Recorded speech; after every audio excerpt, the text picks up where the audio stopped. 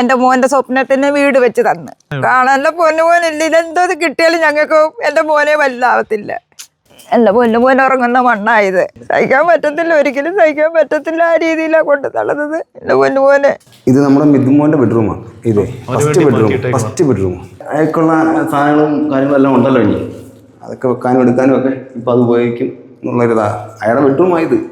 ഒരുപാട് സങ്കടത്തിനിടയിലും ചെറിയൊരു സന്തോഷം എന്ന് വേണം പറയാൻ. അവൻ്റെ വിയോഗത്തിന്, അവൻ്റെ നഷ്ടത്തിന് ഒരിക്കലും പകരമാകത്തില്ല ഇത്. പണ്ട് മുതലുള്ള ഒരു ആഗ്രഹം, എന്തെങ്കിലും ഒരു വീട് വെക്കുവാണെങ്കിൽ നമ്മളതിന് മിഥുനം എന്ന് ഇടുവെന്ന്. അയാളുടെ പേരിൽ തന്നെ കിടക്കട്ടെ എന്നുള്ളൊരു അത് എനിക്ക് ആദ്യമായി ജനിച്ച മകനല്ലേ. അതെ, വലിയ സങ്കടത്തിനിടയിലും ചെറിയൊരു ആശ്വാസമാണ് നമുക്കിത്. തീർച്ചയായും വിദ്യാഭ്യാസ വകുപ്പ് പറഞ്ഞ വാക്ക് പാലിച്ചു. മിഥുന്റെ വീട് 6 മാസത്തിനുള്ളിൽ തന്നെ പൂർത്തിയാക്കിയില്ലേ ചേട്ടാ? നമ്മളെ കൊണ്ട് ഒരിക്കലും ഒരു സ്വന്തമായിട്ടൊരു വീട് വെക്കാൻ ഒരിക്കലും പറ്റത്തില്ല. ഞാനിപ്പോൾ നിൽക്കുന്നത് തേവലക്കരയാണ്. നമുക്കെല്ലാവർക്കും അറിയാം, തേവലക്കര ഹൈസ്കൂളിൽ പഠിച്ച 8ാം ക്ലാസ് വിദ്യാർത്ഥിയായ മിഥുൻ മോൻ്റെ വീടാണ്. അപ്രതീക്ഷിതമായി ഷോക്കേറ്റ് മരണപ്പെട്ട ആ വീട്ടിലാണ് ഞാനിപ്പോൾ നിൽക്കുന്നത്. എന്തായാലും വിദ്യാഭ്യാസ വകുപ്പിൻ്റെ കീഴിലുള്ള സ്കൗട്ട് ആൻഡ് ഗൈഡാണ് 1000 സ്ക്വയർ ഫീറ്റുള്ള മനോഹരമായ വീട് പൂർത്തീകരിച്ച് കൊടുത്തിരിക്കുന്നത്. വീടിന്റെ പേരെന്ന് പറഞ്ഞാൽ മിഥുനോ എന്നാണ്. മിഥുൻ മോന്റെ പേരിലാണ് നമ്മുടെ ഈ വീട് അറിയപ്പെടുന്നത്. അത് ഞങ്ങൾ വർഷങ്ങൾക്ക് മുമ്പേ, അതായത് വർഷങ്ങൾക്ക് മുമ്പേ ഞാനും എൻ്റെ വൈഫും തീരുമാനിച്ചതായി എന്നൊരു വീട് വെച്ചാലും മിഥുനം എന്ന് പേരിടും. മിഥുനം എന്ന് പേരിടും. അപ്പം ഈ വീടിന്റെ പേര് മിഥുനം എന്നാണ്. അതുമാത്രമല്ല, ഒരു ബെഡ്റൂം അവന് വേണ്ടി ഒരുക്കിയിട്ടുമുണ്ട് ഈ വീട്ടിൽ. അവന്റെ കളിച്ചിരികൾ ഇപ്പോഴും ഇവിടെ ഉണ്ട്. എന്ത് കിട്ടിയാലും നമുക്കൊന്നും ആവത്തെന്നാൽ പോലും അവർ പറഞ്ഞ വാക്ക് അവർ കൃത്യമായി പാലിച്ചു. മൊത്തം ഇടിഞ്ഞ് പൊളിഞ്ഞ് നാശമായ ഒരു വീട്ടിലായിരുന്നു അത്. അന്ന് അവർക്ക് വന്ന് കണ്ട്, നമ്മുടെ മന്ത്രി സാർ വന്ന് കണ്ട്. അപ്പോൾ സാർ അങ്ങനെയാണ് ഈ സ്കൗട്ട് ആൻഡ് ഗൈഡ്സിനെ ഏൽപ്പിക്കുന്നത്. ഇത് നമ്മുടെ മിഥുമോന്റെ ബെഡ്റൂമാണ്. ഇത് ഫസ്റ്റ് ബെഡ്റൂം. അയാൾക്കുള്ള സാധനങ്ങളും കാര്യങ്ങളും എല്ലാം ഉണ്ടല്ലോ. ഇനി അതൊക്കെ വെക്കാനും എടുക്കാനും ഒക്കെ ഇപ്പം അത് ഉപയോഗിക്കും എന്നുള്ളൊരിതാ അയാളുടെ ബെഡ്റൂമായത്.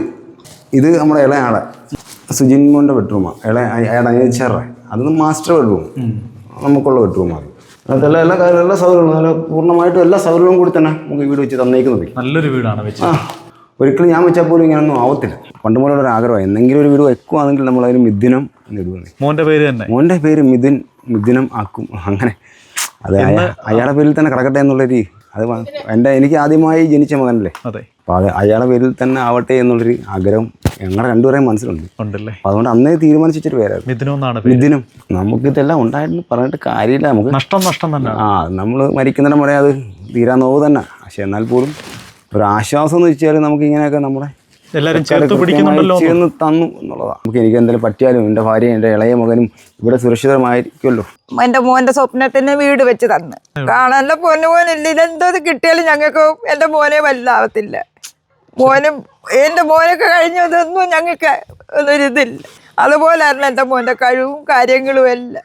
എന്റെ മോന് പഠിക്കാനും കളിക്കാനും ഉള്ള ഇതേ ഉള്ളായിരുന്നു. അന്നേരം പോകും പന്ത് കളിക്കാൻ. ഫുട്ബോൾ കളിയായിരുന്നു എന്റെ പൊന്നുമോന്. നഷ്ടം ഞങ്ങൾക്ക് എന്നത്തേക്ക് ഞങ്ങൾക്ക് തീരാ ദുഃഖം തന്നെ. ആരെന്തോ തന്നാലും എടുത്താലും ഞങ്ങൾക്ക് തീരാ ദുഃഖം തന്നെ. അവൻ്റെ സ്വപ്നം അവൻ സാധിച്ചു. ഏറ്റവും വലിയ ആഗ്രഹം വീട്.